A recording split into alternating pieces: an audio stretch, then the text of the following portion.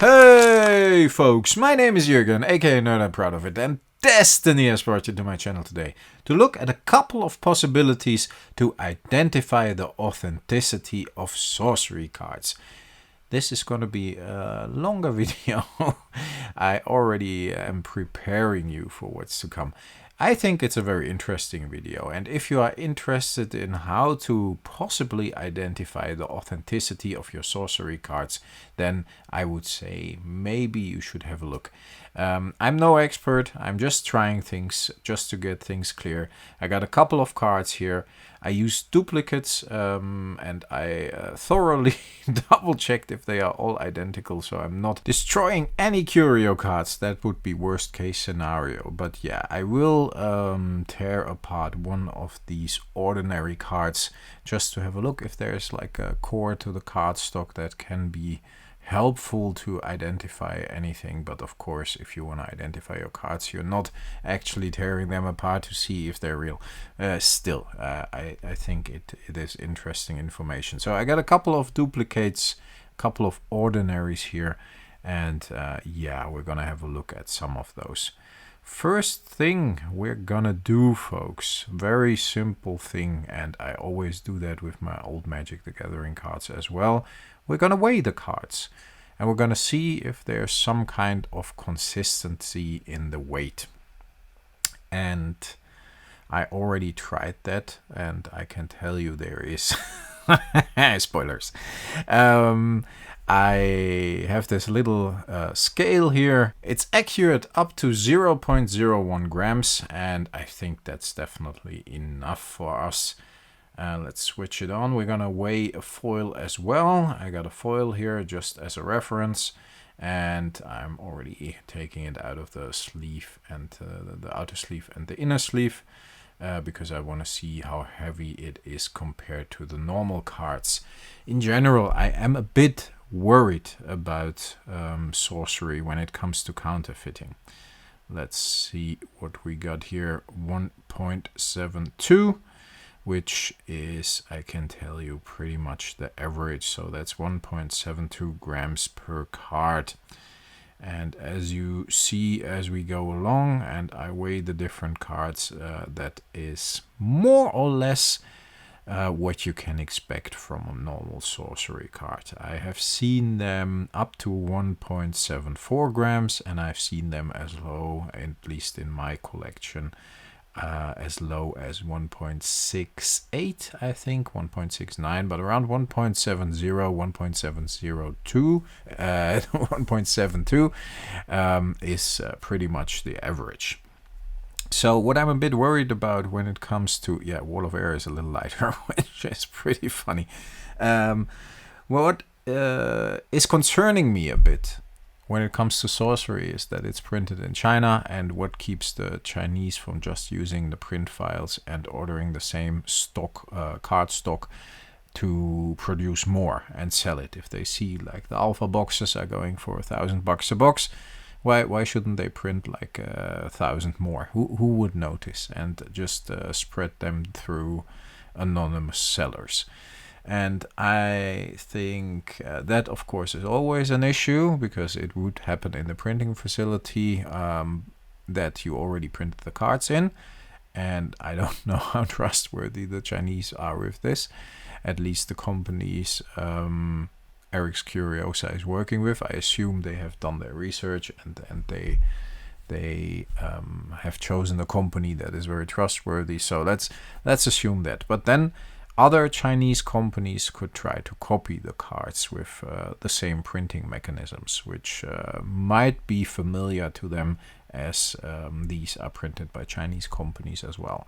So if they do, they have to find the right cardstock, and they have to find the right methods of printing.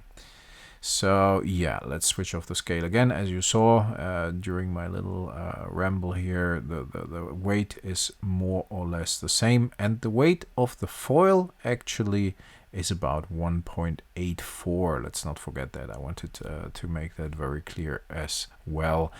That means, by the way, don't buy loose packs. I think they can be weighed if you got a scale that is accurate enough. At least they can be weighed with a very high yeah, very high possibility of getting a pack with a foil if it's a little more heavy than the others.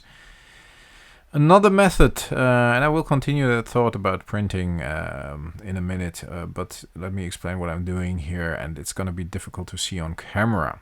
Another method to check cards, of course, is the way of printing, and we know, at least if you are a Magic the Gathering fan, you know there's something like a sort of, I think they call it rosette printing, right? But you see those little dots on the card if you look at it with a microscope. And I got this little jeweler's loupe here, and let's see if we can at least show what I mean, because it's very difficult to get on camera. You see these little dots within the printing pattern, what makes up the whole card, or which make up the whole card. And this little jeweler loupe has only a magnification of, let me have a look, about 10 to 21, I think it's called millimeters, 10 times to 21 millimeters. And yeah, there you see it a bit. You see this little dot made up of little dots, and once you use the jeweler's loupe yourself, you can definitely see it more clearly. That is funny, because sorcery cards seem to have this as well, as you can see. And this is available on Amazon as well, same as the scale, for a couple of bucks. So yeah, I would advise you to get one of those, maybe with a little higher magnification than only 10 times. I think up to 20 times is helpful, and you see it a little more clearly. So yeah, what keeps other Chinese factories from trying to copy this and make money? Or other factories in general, but I think the most counterfeit cards come from China. I am, there it says 10 times up to 21 millimeters, like I said, and this is 60 times to 120 times. Is a little microscope. I also ordered that on Amazon for a very low price. All these items are like 10 bucks or whatever, so you don't have to have high quality equipment. What normally I put a card under glass, because you have to put the microscope directly on the card, and I don't want to damage the card. There's a built-in light, which the other one had as well, UV light and normal light. This one has just a normal light, so you can see clearly, and then you can have an even closer look, and oh yeah, there you see the dots a little bit, at least if you would look at it from my perspective, then you could see them more clearly, of course. So to finish the thought, yeah, let's ramp up the magnification and see if that differs to a little less clear to see. To finish that thought, I hope that Eric's Curiosa has implemented, and I think they said it, that they have implemented measures of checking if a sorcery card is real. And that's a very good thing, because, we all want those measures in place. Problem is, awesome you guys implemented it, but if we don't know what those measures are, and if we don't know what to look for, then how should we check for counterfeits then? So there needs to be some universal stuff. The cards themselves are very, very smooth. If I touch an old Magic the Gathering card, or even newer ones, there's a specific feel, a very specific feel to it. And I don't really have that here. I think it's too smooth. Maybe that smoothness is like an authentication in itself. Let's do the bend test on this one. I'm just doing this on this one card. Means that the card should snap back in place. Yeah, almost. Let's see if we can. Yeah, there's a little bend in there now. Let's see if we can even that out again. Yeah, we actually can. So that's good. So the card quality seems to be very high. Otherwise, the card would grease. So that's a good thing. So you can. I wouldn't advise you to do the bend test with old Magic the Gathering cards, or for that matter, very expensive sorcery cards. Let's do it the other way and see. Yeah, then you just lightly have the edges of the card touch, and then see if the card snaps back in place. And here as well, yeah, that's the middle seems a little more stressed now, but more or less without heavy grease or whatever, the card actually is back in its original shape, which is good. So yeah, we need to find some matters of authentication, and all I'm doing here is trying things I'm used to try with Magic the Gathering cards, or other TCGs for that matter. So yeah, the card actually is not greased, so the bend test would actually work. Again, I would advise against it because it won't make the card better. Looking at the corners, there is no such thing as the corner flap for alpha, as it is actually visible with Magic the Gathering alpha cards. That means that the corner is slightly curved from the cutting process, and that's not the case here. So the corners are cut very clean, and that makes it a little more difficult. Let's see if we can peel the card. And that's, again, our test card. I hate damaging cards, even if it's an ordinary or common or whatever. I'm not a person that is happy with damaging their cards. It's just against my nature, I think. But for the purposes of trying, I am sacrificing this one ordinary. So let's see. Can't really peel it off, so that's good. So the card, the front and the back are actually very well attached to each other, so that's not a possibility to counterfeit like rebagging or whatever, at least not easily. You can always like sandpaper the card clean on the front, like a common like this. Yeah, let's see if we can actually have a look inside, and that's of course, yeah, there seems to be like something in there. Okay, that's interesting. So that's good. There seems to be like a core of the paper that has a certain texture and color to it. You see that little, yeah, how do you call it? That little colored line. I don't know if that's just the back of the card or if that's actually, let's see if we can peel it now, but no, we still can't.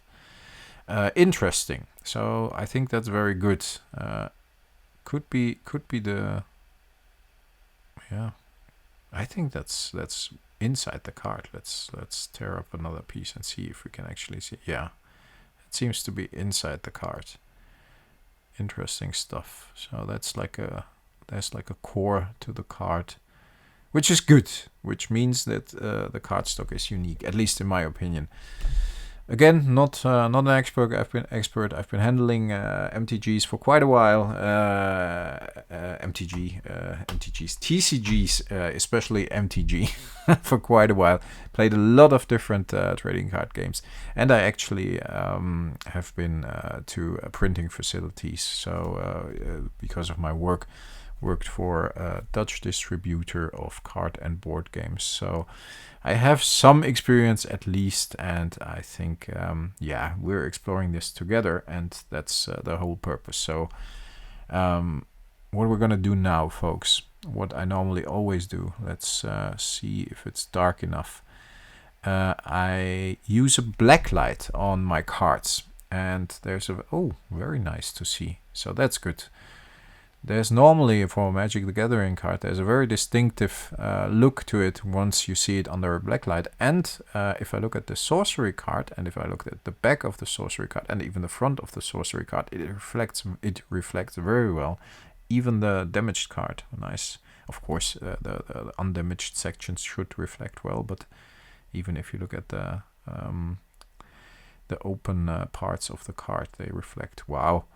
That actually looks really cool. And if you look at the Apprentice Wizard here, it's very clear that there is a heavy reflection of the front and the back of the normal sorcery cards. And that's a good thing, because often if I check for counterfeits, or if I check for inking or whatever, if people like brush up the edges of a card with a Sharpie, then everything like that is clearly visible under the blacklight.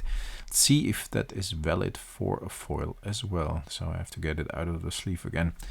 So yeah, like I said, not an expert, but I got some experience, and I just try things and see if I can replicate certain things. No, that one is not reflecting actually. The back, neither. That's strange. So the foils are not reflecting blacklight, and the normal cards do. Okay, interesting stuff.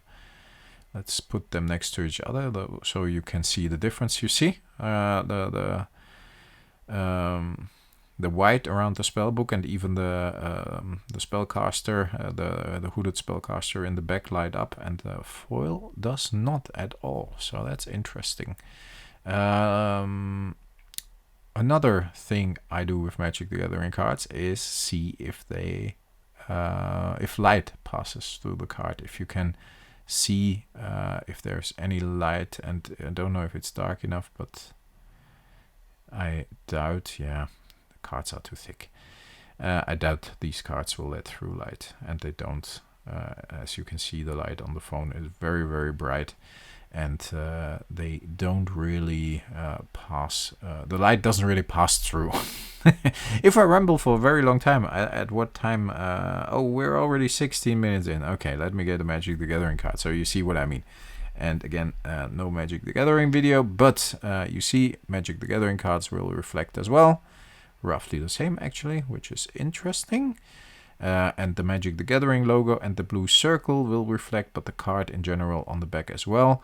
And sorcery card, as you see, reflects even more, which is nice, funny to see. But if you do the light test on a Magic the Gathering card, you clearly see that the light shines through, and you can, yeah, even if it would be a little more dark, I want you to still see something. I already dimmed the light pretty much. Don't want to get too dark, but then you can even like read the text here. You see that? You see the letters of the text in the text box, and often you can. Oh, sorry for that. Often you can even see the color of the card and see if it's a certain color. And sorcery, not at all. Or like a little bit, maybe. Yeah, a little bit, maybe, but really, really, just a little. I saw a little red there. But I don't think that really helps because, yeah, there is no certain pattern to it. So let's open the blinds again, let in some light. What I often look for as well with Magic the Gathering cards is certain hidden small printed like dots or whatever on the back of the card, because the back of course is uniform, and if you have like a dot here, a dot there of a certain color, famous Magic the Gathering identification method is having in the green dot you see here on the back of the Magic card, there are 4 red dots in the shape of an L. And if I look at a sorcery card, the back of a sorcery card, if you actually look at that little area there, on the back of the card, on the spellbook, the right side of the spellbook, next to the spine, this little blue area, which seems like a cover of the book or a logo of the spellbook, you will find, if you examine it with a jeweler's loupe or a microscope, that there are dots there.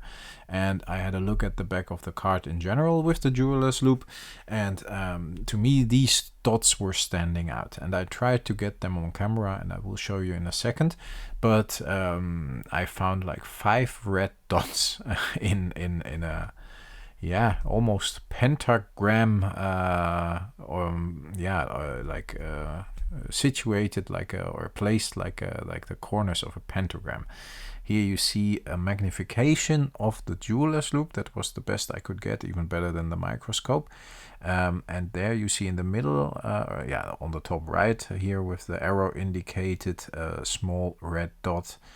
and you see one in the middle, top left, and I just will alternate the arrows so they don't overlap. Yeah, that's the bottom right. These are dots that I couldn't really, maybe I haven't looked well enough, but I personally couldn't find on the rest of the card. Here the middle dot, and yeah, that seems like a little homage to the Magic the Gathering red dots on the back of the card. Might be, and that might be very unique because those are really small, so you have to look at it at least with a jeweler's loupe to see them, and if you look at it with a microscope they are visible even better. So yeah, that might be a little, how do you call it?